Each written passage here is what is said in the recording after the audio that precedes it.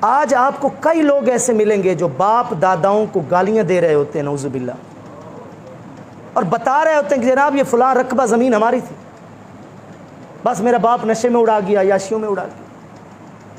کیا ہے؟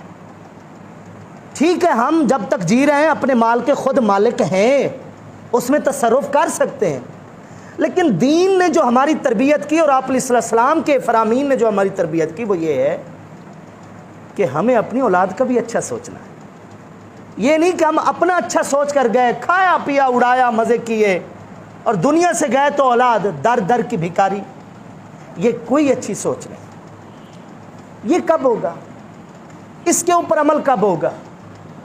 جب ہم ذرا احتیاط سے اپنا ہاتھ چلائیں گے، جب ہم اسراف اور فضول خرچی سے بچیں گے، جب ہم تھوڑے پہ راضی رہنے کی کوشش کریں گے۔ رسالت مآب علیہ السلام کی بارگاہ کے اندر ایک شخص آیا، سونے کا اس نے ڈھیلا لیا ہوا، ان گھڑا، گھڑنے کے بعد تو ایک شکل میں ان گھڑا، اس نے ایک سونے کا ڈھیلا لیا، اٹھا کر آ گیا، یا رسول اللہ صلی اللہ علیہ وسلم میرا دل ہے میں یہ سارا اللہ کی راہ میں دینا چاہتا ہوں۔ سوچ اچھی تھی یا نہیں؟ آپ علیہ السلام نے پوچھا تیرے گھر میں اس کے علاوہ بھی کوئی جمع پونجی ہے؟ اس نے کہا نہیں۔ میرے آقا کریم علیہ التحیۃ والتسلیم ارشاد فرمایا واپس جاؤ، اس کو آدھا آدھا کرو، آدھا اللہ کی راہ میں دو اور آدھا اپنی ضروریات کے لیے رکھو۔ وہ ابو بکر صدیق تھے جن کا سارا میرے آقا نے قبول کیا۔ عام آدمی کے بس میں نہیں ہے کہ ابو بکر صدیق جیسا معیار لے کر آئے۔